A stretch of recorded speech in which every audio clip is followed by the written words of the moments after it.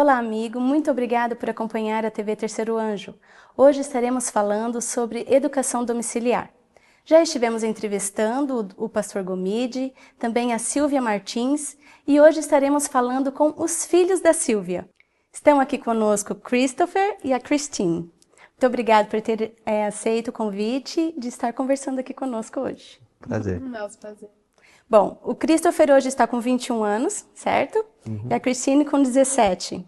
Então, vocês já têm uma história aí, já conseguem identificar bem como é que foi a história de vocês, da parte de educação, e conseguem já passar a opinião de vocês com relação a este assunto de a educação domiciliar.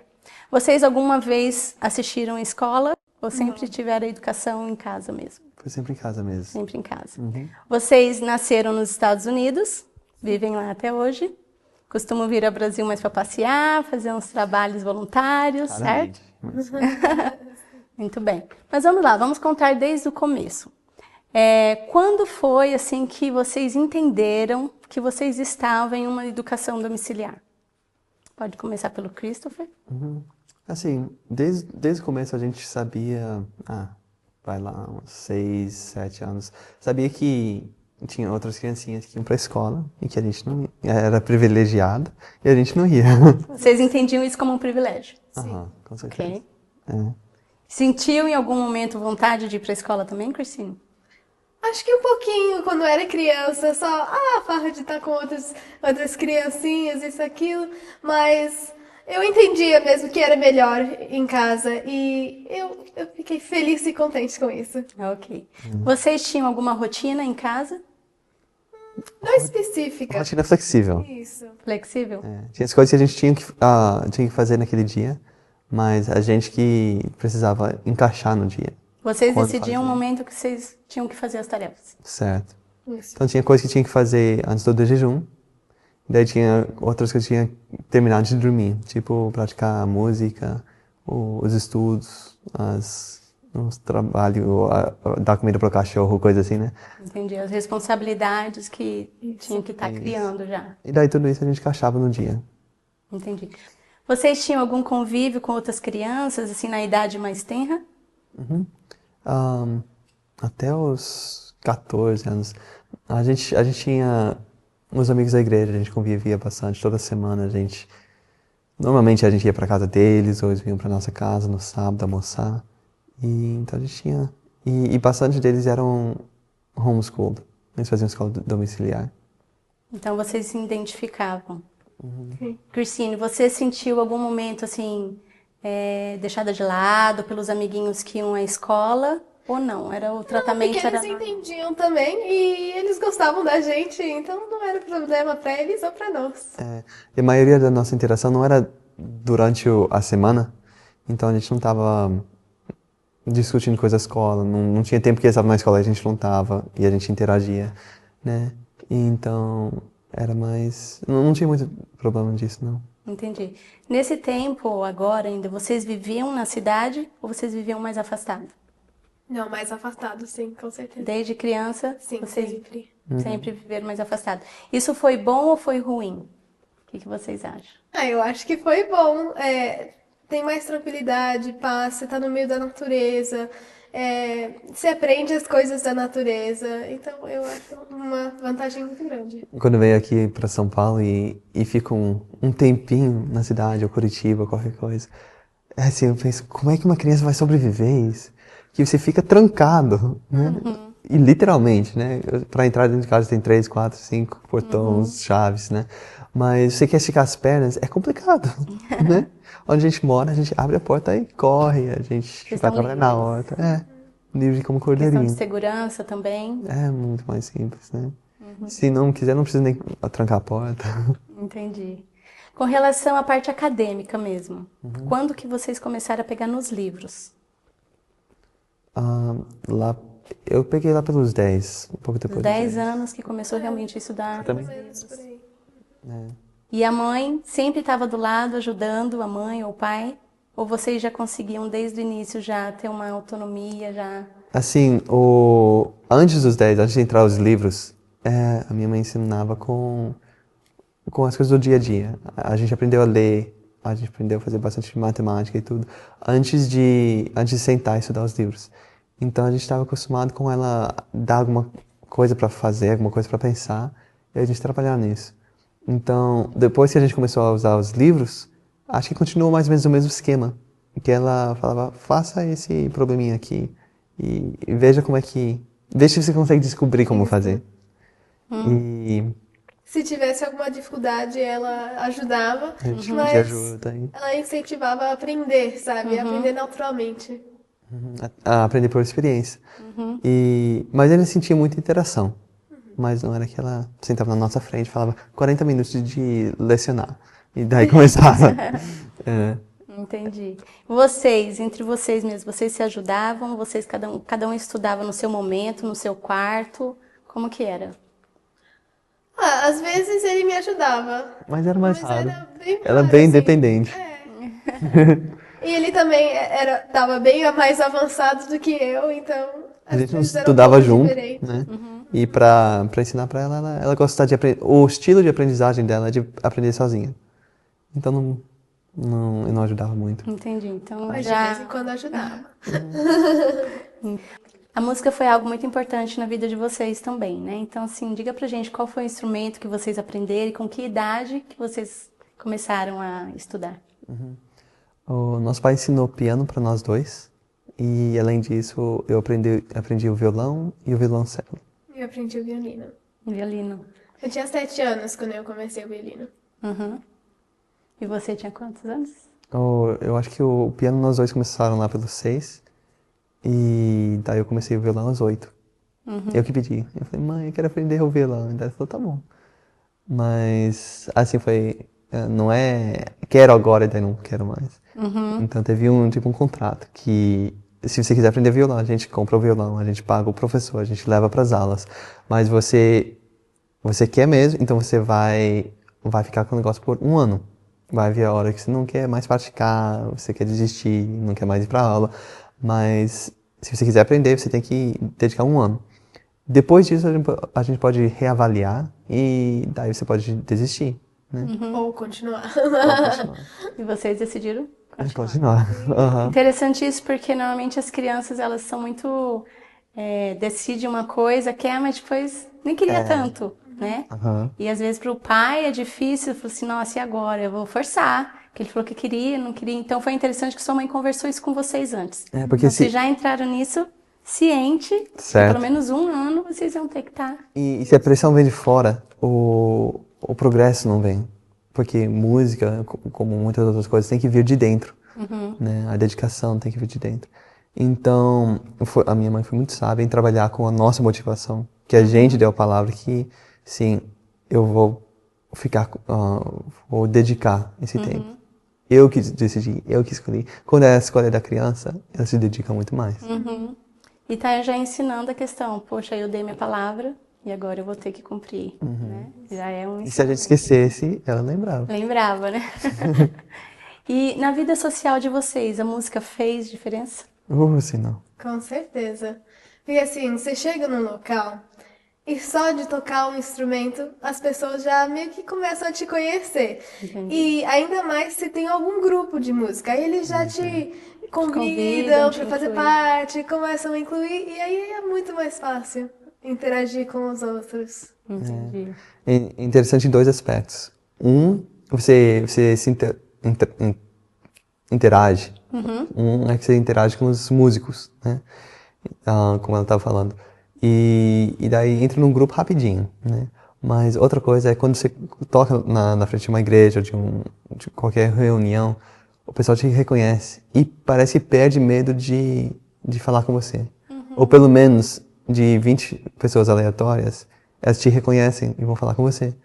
Então é muito mais Você fácil não se de... sente de lado, você se sente parte. Aham. Vocês acreditam que é importante para filhos, para crianças que fazem homeschool, que fazem, né, têm educação domiciliar, fazer um instrumento, ter esse relacionamento com a música?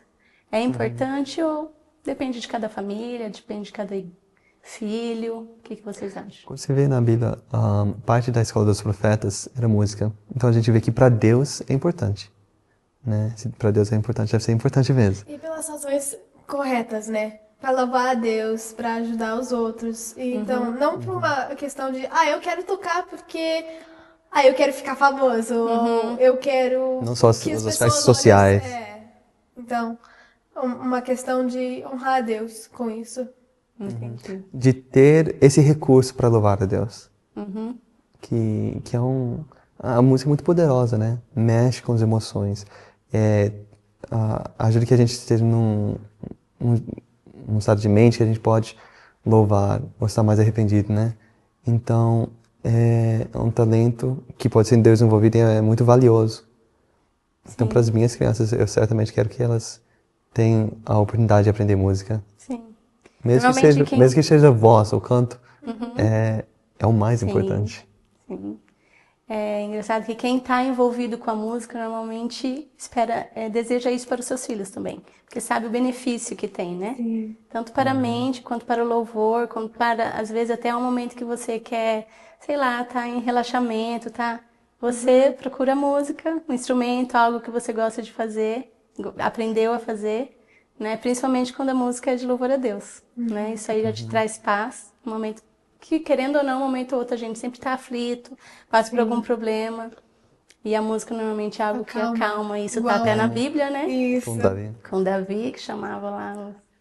Mas, mesmo a música sendo muito importante, não é a coisa mais importante, né? A gente vê no Conselho das Escrituras de Profecia que se tiver entre aprender piano e trabalhar em casa, fazer o lavar louça, aprender a cozinhar, fazer essas coisas, esquece do piano, né? É muito mais importante aprender a fazer as coisas práticas, os trabalhos práticos, porque qualquer um pode sobreviver sem música. Sim. Não é uma vida mais legal, mas dá para sobreviver.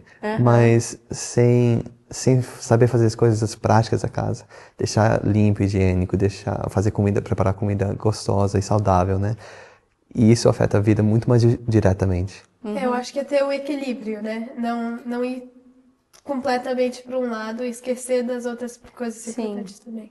Por falar nessas tarefas da casa, né, que todos precisamos saber, porque a gente nunca sabe o dia do amanhã, se vamos ter alguém para fazer pra gente, né?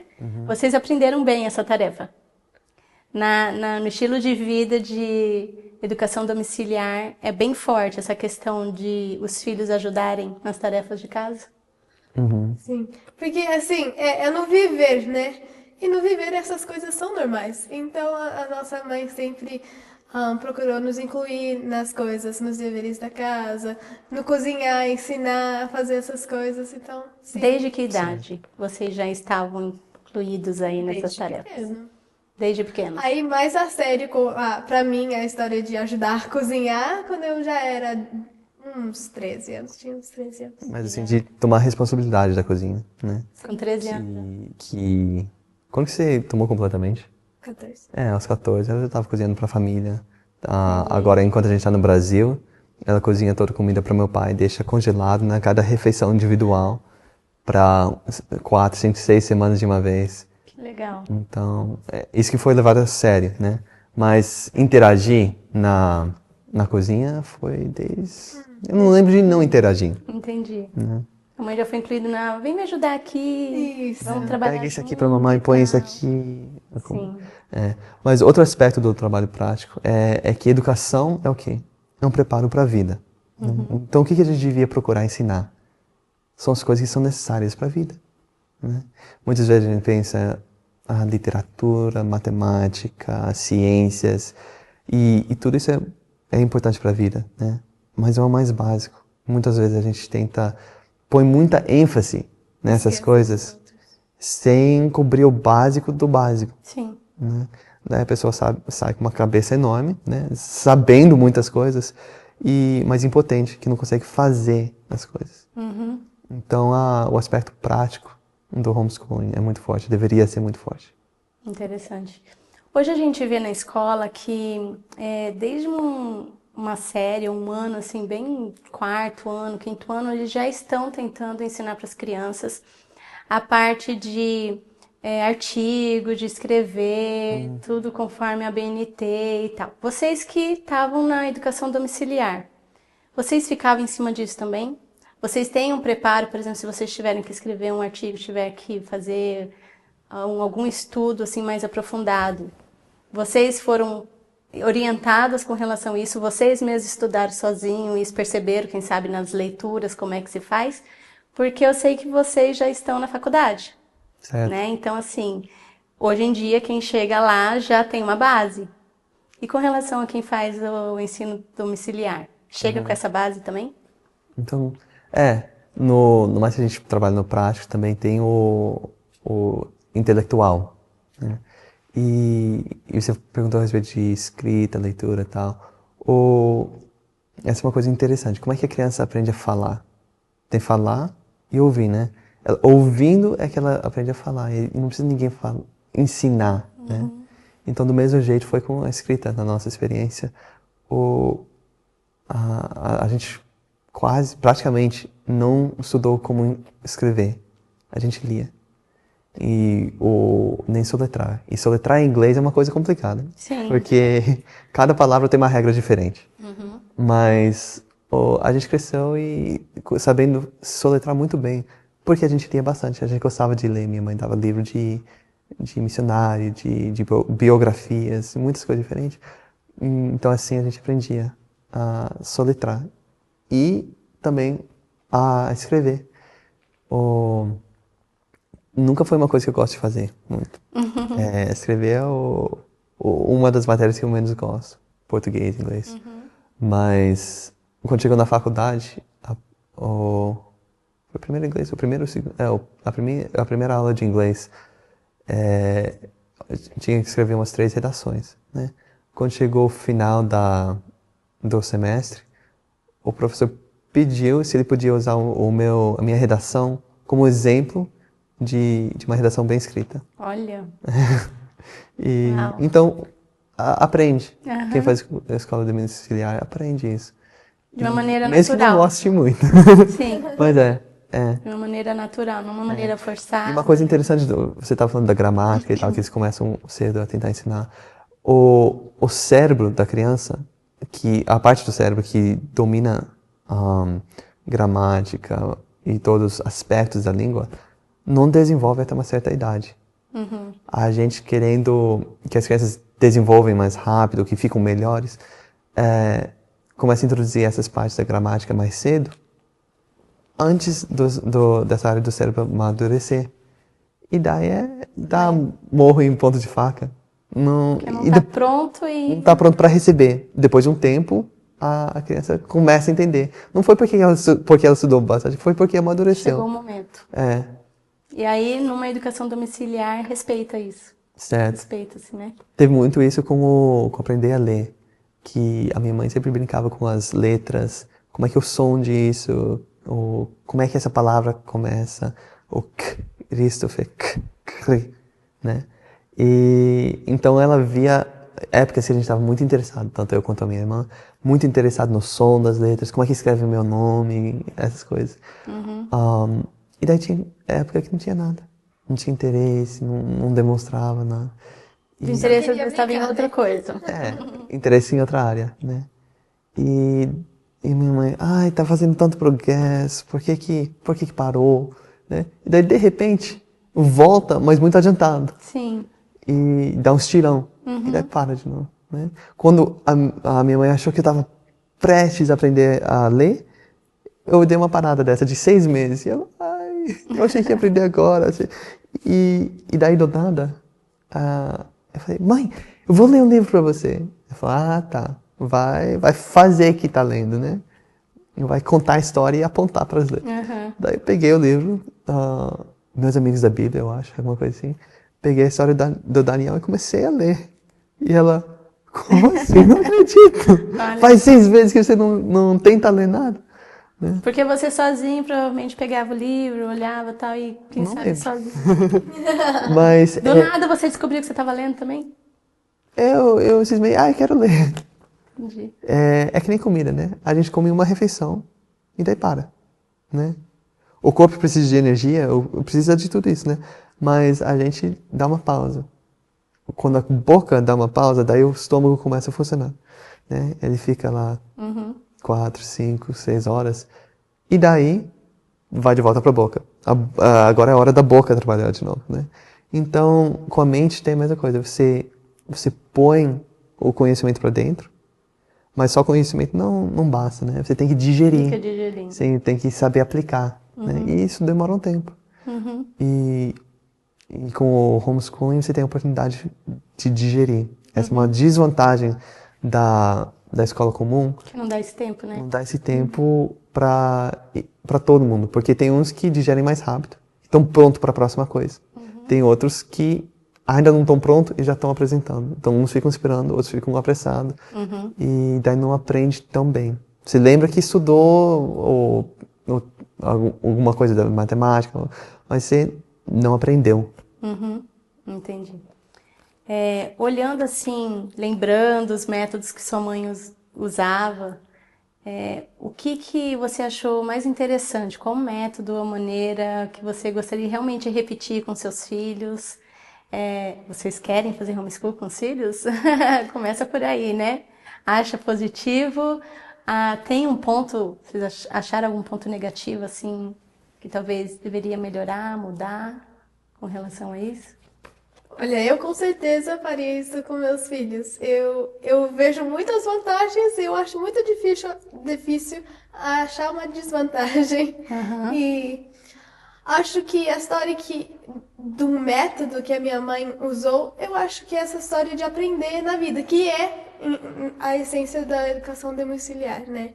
É aprender no dia a dia e tá lá para ajudar seus filhos. Porque também não é uma coisa de deixar seus filhos pro lado e continuar com sua vida. Não, você tá lá para seus filhos, tá vivendo a vida com eles, ajudando, ensinando, conforme o dia vai. E você, o que você acha? Você vê algum ponto negativo, alguma falha, né? Você encontra alguma falha nessa educação? Assim, a educação reflete muito o educador, né? E sempre tem os pontos fortes e os pontos fracos. Mas como sistema, como princípio, eu vejo que esse é o jeito certo, né? Esse foi o jeito inicial, desde Éden, Abraão, Noé, Abraão, até eles fracassarem, né? Os pais, e daí que começou a entrar a escola dos profetas, porque os pais não tinham feito o trabalho. Daí que começa as escolas cristãs, né? Que são melhores do que uma mundana, mas já é o segundo, terceiro plano. Mas o original é que os filhos aprendem a viver vivendo com os pais. E é isso que eu quero fazer com os meus filhos. Que legal. Com certeza. Christopher, você tem uma experiência muito interessante com relação ao celular. Seus amigos, numa idade, acho que de 12, 13 anos, já tinham celular e você teve interesse também de ter. Certo. E aí você pediu para sua mãe. Conta aí, como é que foi toda essa história? Então, mais ou menos essa idade, 12, 13 anos, os meus amigos da mesma idade, um pouco mais velhos, começaram a ganhar celular. Eles têm celular, eu também quero, né? É uma coisa de criança, né? Vê um, o outro quer. Daí, eu comecei a pedir pra minha mãe. E ela falou, você tem... por quê? Eu assim, tem 3 razões boas. Um amigo, 2 amigos, 3 amigos. Isso não vale, né? Não, pra ela não bastou. Daí, ela falou, pra que você quer um celular? E eu, pra comunicar com os meus amigos. Ela falou, mas você pode comunicar com eles, pode chamar de casa, eu tenho celular, pode chamar. Aí eu falei, não, mas eu quero ter o meu celular para poder comunicar com eles. Mas o que você quer saber? Esse pessoal, o que eles ficam falando? Eles só falavam, o que está acontecendo? Nada. E você, o que você está fazendo? Nada. Daí, mas eu quero ter o meu, eu quero segurar e carregar. A minha mãe falou, tá bom, pode segurar o meu. Não, mas você não tá entendendo, não é isso. Falou, então tá. Não sabe dar uma boa razão, não vai ter. E assim, não, mas eu tô juntando dinheiro, eu posso comprar. E esse plano vai ser mais barato, com 2 vai ser mais barato que com 1, e isso, aquilo. E ela fez pé firme, não deixou. Falei, tá bom, vai fazer o quê, né? Não vou receber mesmo, posso desistir. Daí ficou assim, eles com os telefones, interagindo mais um com o outro, né? Compartilhando coisas um com o outro. E eu pro lado de fora. Mas, ao passar do tempo, eu vi que a gente começou a ver que as coisas que estavam compartilhando um com o outro, a interação que estavam tendo, não foi para o melhor, né? Daí, uns começaram a ouvir, ou todos, né? Ou música mais mundana, começaram a ficar doente semanalmente, no sábado. Daí faltava da igreja, né? Começaram a... Isso eram amigos que faziam homeschool também. E todos. E tem interesse numa menina. É, E tem interesse começavam na menina. umas coisas não eram naturais, sabe? E daí, namoro que começava, que ficava muito difícil de parar. Porque mesmo da pessoa se mudar, se mantém em contato. E começa de novo e para, e começa de novo e para.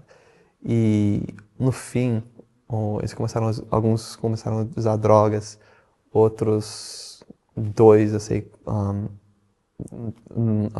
começaram a viver com a namorada, né? Ficou uma diferença muito grande, né? Eu não digo que foi tudo devido ao celular, mas o celular facilitou isso. Porque eles podiam comunicar entre si, podiam manter o contato, eles podiam compartilhar essas coisas que não são boas. E começou com o celular. Isso. Então eu vi a sabedoria que Deus deu à minha mãe de não deixar, mesmo com todas as minhas razões boas que eu tinha. Então, para usar um celular é bom ter um pouco mais de responsabilidade, maturidade, realmente para saber Primeira coisa, que E ter poder. uma necessidade bom, também. exatamente. Para ter um celular tem que ter uma necessidade. Não só Com pra- a maturidade também. E supervisão, vamos dizer, conselhos e. Para você foi a mesma história? Você já tinha aprendido com a dele? Ainda não tenho celular, porque eu não tenho a necessidade ainda. Entendi. Então, sim, eu também queria, mas eu vi também o que acontece. Entendi. E você comentou aí de namoros e tal. Você tem 21 anos, já namorou alguma vez? Não. Não? Ainda Você com 17? Não. Não? Isso é uma questão de escolha? Como a gente acabou de falar, para ter celular precisa de ter necessidade, né? Sim. Mesma coisa para namorada. Para namorar tem que ter uma necessidade. Qual que é o resultado do namoro? É o casamento, né? Então, até agora eu não tive necessidade nem condição de casar, né? Então, nem de namorar, né? Entendi. Porque nosso foco de namoro, de tudo que envolve, é para o casamento, para começar uma família. E a gente tem conselho de, se você não tiver... Enquanto você está na escola, não é hora de começar uma família. É de focar nos estudos, né? E enquanto você não tem condições também, não vai casar e daí ficar pedindo dinheiro. Sim. Então, a gente não namorou até agora porque não tá na hora. E cada época tem sua responsabilidade, né? Agora a nossa responsabilidade é terminar os estudos. E também a maturidade, né? Ainda somos novos e ainda tem uma parte até mental para desenvolver. Amadurecimento, né? Mas como que fica a questão de sentimentos? Nunca desenvolveu um sentimento por alguém? Vocês conseguem bloquear isso aí também? É o que você faz com o negócio. Então, o sentimento vem, mas você tem a escolha de cortar. Bem no comecinho, é muito mais fácil. Então, você tenta evitar pensar na pessoa. Senão, você pode até sem comunicar com a pessoa, sem tudo. Se você fica pensando... É que paixão é uma coisa mental, né? É dentro, não é de fora. Né? Então você pode ficar apaixonado por alguém que não existe, né? Tem um romance na cabeça. Então tem que ser controlado desse lado. E também orar e pedir forças. Porque somos humanos, né? Mas se Porque a gente quiser... A emoção é uma coisa muito difícil de controlar. Sim. E se quiser, a gente tá querendo ir atrás dos caminhos de Deus. Então, ele vai ajudar nessas Mas é isso, o importante é ter foco. E é o que você falou, se pintar prematuramente, ainda dá tempo de cortar, né? Bloquear. Porque É igual a fome. o Espírito de Profecia fala que nós devemos controlar nossos pensamentos, né? E não é ser por todos os controlado lados, por eles. justamente. E que a razão devia dominar a emoção. Mas é que nem fome. Não é toda vez que a gente tem fome que a gente come, né? Então, a gente pode bloquear antes de se tornar uma coisa muito forte. Sim, E é o que a gente busca fazer. interessante. E por que vocês acham que hoje em dia é tão difícil controlar o emocional? Os jovens hoje em dia parece que estão com uma dificuldade muito grande. É alimentação? É algo mais? O que vocês acham? Então, o plano de Satanás é fazer com que a emoção domine a razão, né? Porque daí ele consegue manipular mais facilmente, né? Quem que vai racionalmente falar, eu quero estar do lado que vai queimar no lago de enxofre, né? Ninguém vai. Mas por emoção, eu quero fazer alguma coisa, né? E como é que ele faz a emoção dominar? É através da alimentação, através do que a gente assiste, né? Porque muito do que a gente pensa, tudo que a gente pensa, vem do que a gente assiste, ouve. Sim, tá alimentando a mente. Então, a gente segue o princípio de Filipenses 4:13, 4:8, que a primeira coisa que fala, o que for verdadeiro, né? Pense nisso, né? Então, nisso já cai muito filme fora, muito livro, a maioria dos romances não são verdadeiros, né? Então, e por não tá alimentando a nossa mente com filme de romance, música também, E as conversas também. o que a gente Porque conversa, tem sempre as pessoas que vão conversar sobre que sempre isso. puxa o assunto para esse lado. Isso, aí você corta. Porque você não vai ficar fazendo mais difícil pra você mesmo, né? E eu acho que até na alimentação física tem comida que é estimulante, né? Sim. Que estimula a parte mais baixa do cérebro. Então, a carne tem muito hormônio e é estimulante. Como é que chama? Até pimenta e tem alguns temperos têm esse efeito que estimula as emoções, né? E fortalece isso. Isso é a última coisa que a gente quer fazer. Lutar contra o sentimento já é difícil o suficiente, não vou fazer pior. Entendi. Não quero fazer pior. Isso aí, a questão de escolha, né? O que você quer pra sua vida e escolher pra seguir nesse rumo. Voltando à analogia da comida, você resiste à fome, né? Mas você não deixa toda a comida exposta, né? Pra ficar sempre vendo e pensando. Sim. É a mesma coisa. A batalha não é só quando você conhece alguém ou começa a ver esse sentimento. Já começa muito antes. Já começa Você muito se antes. prepara já para as coisas que virão, assim, como que você vai agir, as decisões.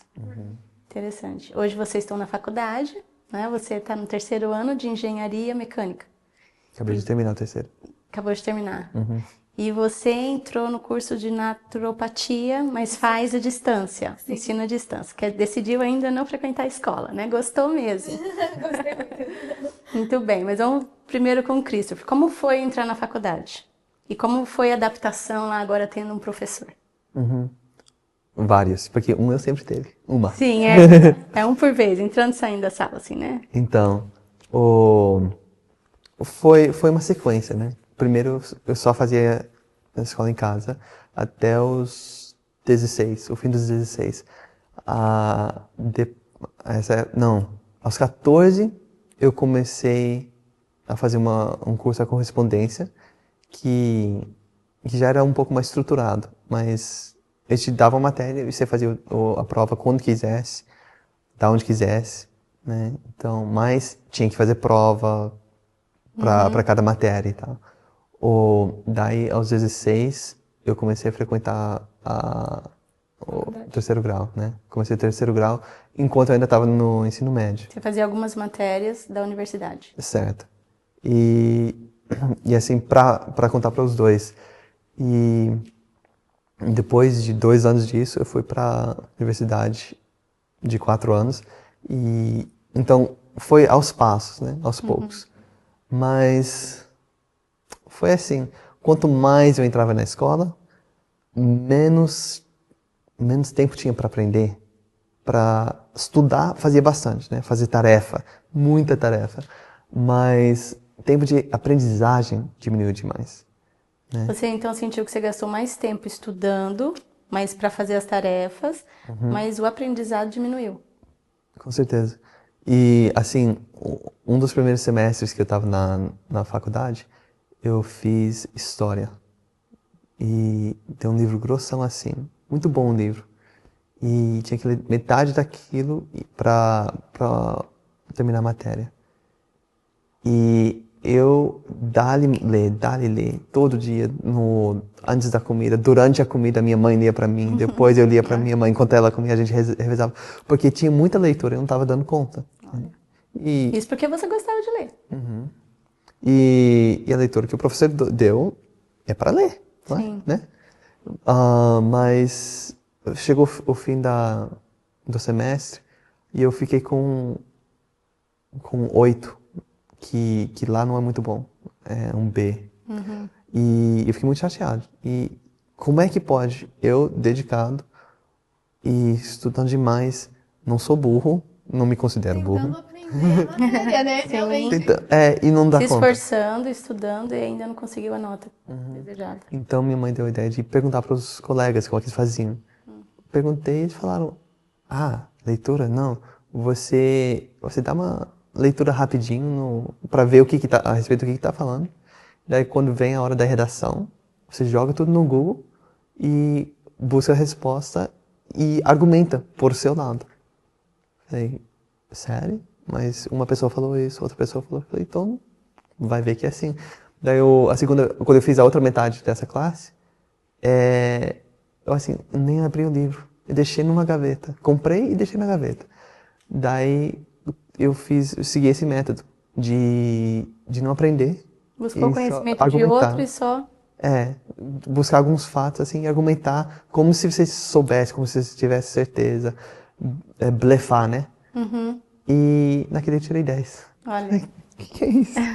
Não li nada. Não, quase não estudei. Mas foi assim. Esse foi um exemplo muito nítido para mim. Mas, em geral, essa foi a minha experiência na faculdade. Que te marcou, assim, pro negativo. Que você tem muita coisa para fazer e muito pouco aprendizagem. Entendi. E pra você, Cristine, como é que foi? Você tá no primeiro ano Sim. do curso? Para mim tem sido um pouco diferente, porque a escola com que eu estou estudando tá mais virada para esse lado de aprendizagem verdadeira e a educação, verdadeira educação, né? Então, eles querem que se aprenda mesmo e tem muito dos princípios divinos nas matérias. Então, tem sido muito bom, eu estou aprendendo muito. Você tá fazendo uma faculdade cristã? Sim, adventista. Adventista, que bom. Então você tá tendo esse privilégio. Sim. Então, Que livros que você tá quanto estudando? tempo o curso? 5 anos. 5 anos. E é na área médica. Sim, médica natural. Legal. Muito bom. Ela tem a vantagem de estar estudando a ciência do bom viver e conselhos alimentares, né? Coisa assim. Já faz parte do curso tudo. E nesse caso, eles querem que você lê, né? Para aprender. Christine, o que fez você decidir em fazer este curso? Você tem alguma visão missionária para o futuro? Então, o ano passado eu vim aqui para o Brasil numa viagem missionária. E o que eu fui fazer foi algumas coisas mais viradas a coisas naturais e a saúde mesmo. Eu estava ajudando num curso de saúde. E então ajudando a ensinar e essas coisas. E eu vi a necessidade disso no mundo e como isso pode ajudar os outros. Então eu quis conhecer mais. E o que eu vou fazer com isso eu não sei exatamente, mas eu sei que eu quero usar isso na obra de Deus. Legal, muito bom. E Christopher, eu sei que você você trancou a faculdade por um tempo para poder vir aqui ao Brasil para um projeto. Que projeto foi esse? Então eu vim aqui ajudar num projeto que começou em BH, em Belo Horizonte, Minas Gerais. É uma clínica na Serra do Cipó de vida natural. E então acabou de começar agora faz quase um ano. Mas eu vim ajudar na construção, na parte da informática, na parte da cozinha que eu gosto demais. Mas assim, prestar os meus serviços, né, para ajudar, mas também com a ideia de observar e ver como é que começa um projeto, assim, como é que alguma coisa pode ir do nada para alguma coisa que está afetando a vida de muitas pessoas, abençoando a vida deles, ajudando as pessoas a sararem, aprenderem, né, que está ajudando a missão da igreja. Como é que acontece alguma coisa assim, né? Então, eu parei a faculdade lá e deixei e vim presenciar isso. Que E interessante. tem sido muito interessante, tem sido muito legal. Porque, assim, a gente tem tanto conhecimento como adventista, a gente tem tanto privilégio, a gente quase não sofre de doença comparado com quem que não é adventista. Tem muitas vantagens, né? E como comunicar essas vantagens, essas bênçãos que Deus nos deu Para dividirmos, né? Justamente. Foi só pra e gente. não ficar com a gente que nem os israelitas fizeram. Então, um dos meios disso é começar uma instituição, um projeto e quem sabe no futuro Deus me chame para fazer alguma coisa assim. E então eu vim fazer a minha parte de ver como é que acontece. E ajudar, né? E, Muito com bem. certeza. Foi a mão na massa. Uhum. Muito bom. Eu sei também que vocês, no decorrer do tempo aí, desenvolveram um hábito de decorar livros da Bíblia. Né? Como é que isso começou? Quantos livros vocês sabem, cada um, da Bíblia? Então, desde pequena, a nossa mãe incentivou, nossos pais, né? Incentivou a guardar a palavra de Deus no nosso coração e na nossa memória, né? Então, quando as tentações vêm ou durante o dia, lembrar a palavra de Deus é muito bom. Então, ela sempre incentivou isso. Vamos memorizar um versinho por dia? Então, isso virou um hábito que a gente começou. Já que a gente está memorizando um versinho por dia, a gente podia memorizar um capítulo ou um livro até. Então é isso que a gente fez. Eu decorei 4 livros da Bíblia com amigos e foi uma bênção enorme para Com mim. amigos, com outras Sim. pessoas. Que legal. Que esse projeto de memorizar em mais volume começou com um movimento de jovens nos Estados Unidos chamado o GYC, Geração de Jovens para Cristo. E assim, os valdenses sabiam o Novo Testamento de cor, e sabiam a Bíblia inteira de cor. E o que mudou? Por que a gente não sabe? Tem alguma coisa fisiológica, alguma coisa assim que mudou? Não, parece que não. E tem menos necessidade agora? Não, pelo contrário, tem mais. Então, vamos memorizar, né? Que legal. Então, a gente entrou nisso também. Eu memorizei Filipenses e partes de outros livros, vários outros livros. Vocês têm como dar uma amostra pra gente agora? Sim, mas em inglês. Tudo bem, não tem problema. Então, vamos falar uma porção do capítulo 4 de Filipenses. Ok. Let your moderation be known unto all men, the Lord is at hand. Be careful for nothing, but in everything be careful for nothing, but in everything by prayer and supplication with thanksgiving, let your requests be made known unto God. And the peace of God, which passeth all understanding, shall keep your hearts and minds through Jesus Christ. Finally, brethren, whatsoever things are true, whatsoever things are honest, whatsoever things are just, whatsoever things are pure, whatsoever things are lovely, whatsoever things are of good report, if there be any virtue and if there be any praise, think on these things. Ai, que lindo. Parabéns. Já deu para ter uma ideia, realmente. E deve ser uma bênção, né? Poder estar lembrando os versos bíblicos e as promessas, né? E ter a esperança aí que a gente sabe que as promessas de Cristo são verdadeiras. E tem muitas aí para o futuro e coisas boas, né? A vida eterna, principalmente a vinda de Cristo. Sério, sabe quando não tá conseguindo dormir ou tem um tempo vago, poder relembrar esses versos, estudar a Bíblia, é um privilégio muito grande. Com certeza. E quando você tá estressado, qualquer situação, sempre tem uma promessa pra isso, né? Então, ter essas coisas guardadas no coração faz mais fácil de lembrar. E quanto mais versos você tem memorizado, mais conexões dá pra fazer, porque você lembra, eu tô lendo isso aqui, mas tem também um outro lugar que fala disso. E até o processo de memorização. Quando eu fui memorizar, o que eu gostava de fazer era ler o capítulo ou o trecho que eu ia memorizar. Então eu lia e estudava para eu entender realmente o que eu estava memorizando. Aí fazia muito mais fácil. Eu já estava familiarizada com o verso, o capítulo que eu ia memorizar, e aí faz parte de você. Aí, como ele disse, você vai estudar a Bíblia, você vê conexões que você não via antes, porque você realmente entendeu essa parte, aí você vai entendendo outras E partes. com memorizar e conviver tanto com esse trecho que você está memorizando, o que o escritor está falando, Paulo, por exemplo, em Filipenses, parece muito que ele está falando. Né? Você vai entendendo e parece uma conversa, parece que é uma pessoa Mesmo. agora falando para nós. Não parece a Bíblia no Pessoa. inglês arcaico. Né? Uma Você vai leitura e alguém entendendo, sabe? conversando Uau, com você. vira muito mais íntimo. Que legal. Muito bom. Eu gostaria que agora se você tivesse uma pessoa aqui, um jovem, te pedindo um conselho, o que você daria? Em geral, um Em conselho. geral, ou na vida espiritual principalmente, para manter no caminho de Cristo, quer fazer a vontade de Deus e tá num ambiente, hoje em dia tá muito difícil para o jovem, devido a toda essa parte ao redor dele, né, que ele está envolvido. Mas ainda como ele tomar uma decisão para permanecer no caminho de Cristo, quais os conselhos que você daria? Para permanecer no caminho de Cristo, a necessidade de conversão diária, né? Todo dia buscar a Deus, tentar estudar a Bíblia, ou orar e buscar ouvir a voz dele, né? Isso é indispensável para qualquer relacionamento, né?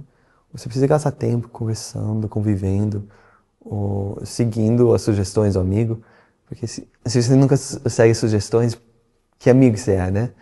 E então do mesmo jeito, ou tendo essa comunhão diária e daí durante o dia lembrando do que você estudou e do que você aprendeu e buscando aplicar, viver de acordo.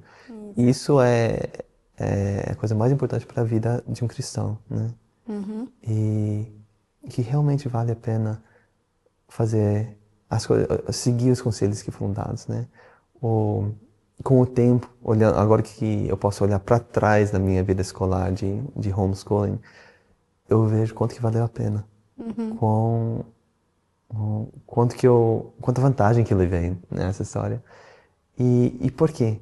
Tudo porque minha mãe leu os conselhos, falou, quer saber de uma coisa? Se Deus fala, é porque é para ser feito. E tem como ser feito. E eu não vejo como é que pode isso tornar uma realidade, mas Deus vai capacitar, né? Então, aplicar esse pensamento para tudo na vida, como é que Deus quer que seja feito? E se Deus quer que seja feito, vamos fazer desse jeito. Muda a vida, né? Tomando as decisões corretas, né? E você, Cristine, se viesse uma jovem, né, de uma visão mais de mulher, de menina, as dificuldades que tem hoje em dia, qual seria o seu conselho para ela? Olha, eu acho que hoje em dia uma coisa que é muito forte em qualquer dia, né? A parte social. Mas se a gente vê que, na verdade, a primeira pessoa que a gente deveria agradar é o Senhor, eu acho que isso faz uma diferença muito grande. É a chave, sabe? Porque se eu tô buscando um relacionamento diário mais e mais profundo com Deus, com Jesus, eu vou estar querendo agradar Ele. Sim. Igual as minhas amigas. As amigas, mas e isso? Você já fez isso? Eu deveria ter a mesma vontade de agradar a Deus. Então, quando Ele pede alguma coisa, eu vou estar mais pronta. E não vou ser tão afetada pelas as outras partes social, né? As outras influências desse mundo. Então, buscar, como o Cristo disse, na oração, no estudo da Bíblia. E acho que outra parte também que é muito importante é ter um diálogo com os pais, com a família. E Ter um bom relacionamento. a conexão, porque aí você pode ter o conselho deles. Porque a gente tem a nossa relação com Deus, mas às vezes a gente não vai ver tudo ainda assim. Sim. Deus usa os nossos pais para falar conosco. Então, eu acho que isso é muito importante, ter uma relação boa com os pais. Muito bem, muito obrigado pela participação de vocês, por terem dividido o testemunho de vida aí. pouco, né? Porque vocês são jovens ainda, tem muito o que viver, né? Mas já aí com tantas coisas boas para dividir com os demais. Muito obrigada, que Deus continue abençoando a vida de vocês, que vocês possam ser jovens que realmente iluminem o caminho dos outros, refletindo a luz de Jesus, aonde vocês estiverem, tá bom? Amém. Foi nosso Muito prazer. obrigado. Foi um prazer mesmo. Obrigada. Muito bem. E a você, querido amigo, acredito que também foi beneficiado, assim como eu, ouvindo todas essas histórias lindas, que você também possa sentir o Espírito Santo tocando na sua vida, que você possa ouvir a voz dele. Se tiver que fazer uma mudança, nunca é tarde. Sempre Deus nos chama, onde quer que estejamos, porque Ele nos quer sempre no caminho certo, porque Ele sabe que o final é no céu. E Ele quer ver todos nós lá. Então, espero que Deus possa abençoar você e a toda a sua família e nos vemos numa próxima.